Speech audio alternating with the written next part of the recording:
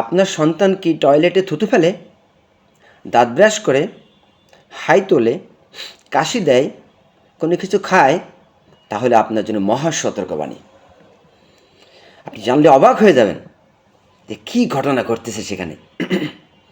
রাসূলুল্লাহ সাল্লাল্লাহু আলাইহি সাল্লাম একটি হাদিস বলেছেন যে টয়লেটে যাওয়ার আগে যে দোয়া পড়তে হয়, আল্লাহুম্মা ইন্নী আউযু বিকা মিনাল খুবুসি ওয়াল খবাইস। এই হাদিসের মধ্যে খুবই গুরুত্বপূর্ণ দুটি শব্দ আছে, একটা হচ্ছে খুবুসি আর একটা হচ্ছে খবাইস, যে নাপাক শয়তান, পুরুষ শয়তান এবং নাপাক নারী শয়তান থেকে আল্লাহ আমাকে সাহায্য করো, হেফাজত করো। এখন সেই শয়তান বলতে কি বোঝানো হয়েছে? প্রথমত শয়তান অদৃশ্যত, যা আমরা স্বাভাবিক দেখতে পাই না, কিন্তু আছে। ঠিক এমন একটি নির্দেশনা হাদিসে পাওয়া গেল, হ্যাঁ, বিজ্ঞানের দৃষ্টিতে, যে ওখানে নাপাকি আছে। সেই নাপাকিটা কি?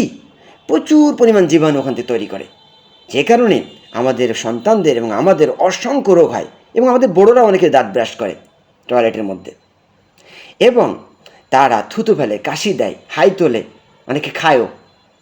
ভয়ঙ্কর ধরনের একটা নির্দেশনা পাওয়া গেছে। এই হাদিসটি বুখারী শরীফ 142 নম্বর হাদিস এবং 376।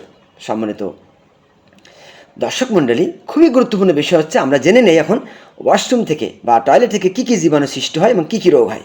1 নম্বর, ইকোলাই। ইকোলাই এমন একটি জীবাণু যা আমাদের অর্থাৎ মানুষের ডায়রিয়ার অন্যতম কারণ।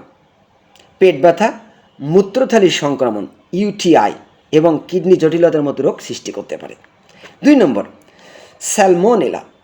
স্যালমোনেলা এমন একটি ব্যাকটেরিয়া, একটি জীবাণু যা খাদ্যে বিষক্রিয়া তৈরি করে, বদহজম, জ্বর, বমি, ডায়রিয়া এবং প্রচণ্ড পেট ব্যথা। 3 নম্বর হচ্ছে যে সিগালা। সিগালা এমন একটি ভাইরাস যা আমাশয়, রক্ত আমাশা, সাদা আমাশা, ক্রমিক আমাশা তৈরি করে এটা, এবং জ্বর, তীব্র পেট ব্যথা। আমরা কি কখনো ভেবে দেখেছি যে আমাদের কেন এই আমাশা হচ্ছে, কেন পেট ব্যথা, এত জ্বর, এত কিডনি সমস্যা? ওই বাথরুম থেকে, কারণ আমাদের অধিকাংশ বাথরুমে থুতু ফেলে, কাশি দেয়, হাই তোলে, অনেকে ব্রাশও করে এবং অনেকে কথাও বলে।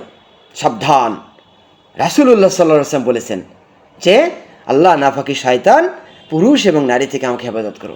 এইটা দিয়ে রাসূল মুহাম্মদ সাল্লাল্লাহু আলাইহি ওয়াসাল্লাম এক অদৃশ্য শক্তির কথা বলে গেলেন, যে শক্তি এই আমাদের খুব নিকটতম টয়লেট থেকে ছড়ায়। আমাদের টয়লেটগুলো, আমাদের স্কুলের টয়লেটগুলো কত নোংরা, অত্যন্ত দুঃখজনক। আমি অনুরোধ করব সম্মানিত শিক্ষকগণ, আপনাদের টয়লেটগুলোকে আপনারা একটু কষ্ট হলেও ক্লিন রাখেন, বাচ্চাদের জন্য হাইজিন রাখেন, এবং মা বাবাদেরকে এই কাজটা করতেই হবে, নাহলে ঠিকই হাসপাতালে টাকা গুনতে হবে। 4 নম্বর হচ্ছে স্টাফিলোককাস অরিয়াস। এই ভাইরাসটির কাজ হলো যে এটা ত্বকের সংক্রমণ, অর্থাৎ আমাদের ত্বকে যদি ঘা হয়, মুখে ঘা হয়, হ্যাঁ, সেই ঘাগুলো সংক্রমণ বৃদ্ধি করে, ফোড়া হয়, ক্ষত সংক্রমণ, খাদ্য বিষক্রিয়া, এগুলা এখান থেকে আসে।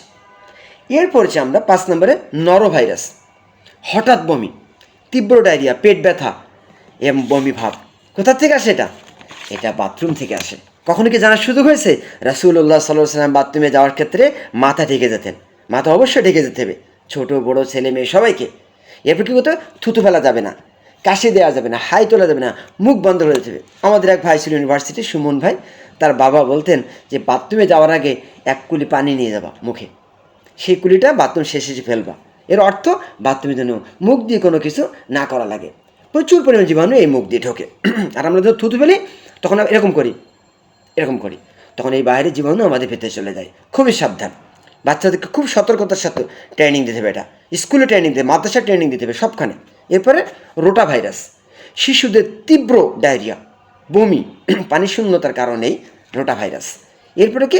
হেপাটাইটিস এই ভাইরাস, যেটা লিভারজনিত, অর্থাৎ লিভারের সংক্রমণ তৈরি করে, জন্ডিস সমস্যা, দুর্বলতা, বমি, এখান থেকে আসে। এরপরে যে আপনার ক্যান্ডিডা। ক্যান্ডিডা মুখে বা ত্বকে ঘা তৈরি করে। আমাদের অনেক সময় দেখছেন যে মুখে ঘা হয়, হ্যাঁ, ঠোঁটের মধ্যে ঘা হয়। স্টাফিলোককাস একটা আছে, স্টাফটিকোকাস একটা আছে, হ্যাঁ, সংক্রমণ। এবং আমাদের যৌনাঙ্গে যে সমস্ত সংক্রমণ হয় সেগুলো এই ক্যান্ডিডা থেকে আসে। সম্মানিত দর্শক মণ্ডলী, খুবই সতর্ক, অর্থাৎ মাথা ঢেকে যাবে, বাচ্চারা কাভার করবে, মুখ ঢেকে যাবে, আসার পরে উজু করবে, থুতু ফেলবে না, ব্রাশ করবে না বাথরুমে। এগুলো কড়া নজর প্রধান শিক্ষক, সন্তানদেরকে, শিক্ষকদেরকে, পিতামাতা, গার্ডিয়ান সবাইকে জানতে হবে। এটা ইমাম সাহেবদেরকে জানতে হবে। সম্মতি ইমাম সাহেবদের কাছে অনুরোধ, আপনারা মসজিদে এটা বলবেন। বাথরুম ব্যবহার সুন্নাত, ডান পা দিয়ে প্রবেশ করা, বাম পা দিয়ে বের হওয়া, হ্যাঁ, আগে দোয়া পড়ে নিতে হবে, ভিতরে দোয়া পড়ার দরকার নেই, এসে অজু করা এবং আল্লাহ রাব্বুল আলামিনের কাছে বলে গুফরানাকা আলহামদুলিল্লাহি আযহাবা আনিল আযা ওয়া আফানি, এই দোয়া শুকরিয়া আদায় করা আল্লাহর। এবং আল্লাহ পাক পবিত্র কোরআনে সূরা বাকারা 222 নম্বরে বলেছেন ইন্নাল্লাহা ইউহিব্বুল মুতাতাহহিরিন, এর আগে বলেছে ইউহিব্বুত তাওয়াবিন ওয়া ইউহিব্বুল মুতাতাহহিরিন, আল্লাহ তাআলা তওবাকারী এবং পবিত্রকারীদের পছন্দ করেন। সুতরাং সম্মানিত দর্শক মণ্ডলী, আমরা ওয়াশরুম ব্যবহার করার ক্ষেত্রে, টয়লেটের ক্ষেত্রে খুবই সতর্ক থাকবো, টয়লেট পরিষ্কার রাখবো এবং ব্যবহার সতর্ক হব। এটা খুবই ভয়ঙ্কর ভাইরাস এবং জীবাণু, এবং সেক্ষেত্রে কিছু খরচ হলেও আমরা সেটা করব। হ্যাঁ, আশা করি সবাই এখান থেকে শিক্ষা নেব। আসসালামু আলাইকুম ওয়া রাহমাতুল্লাহি ওয়া বারাকাতুহু।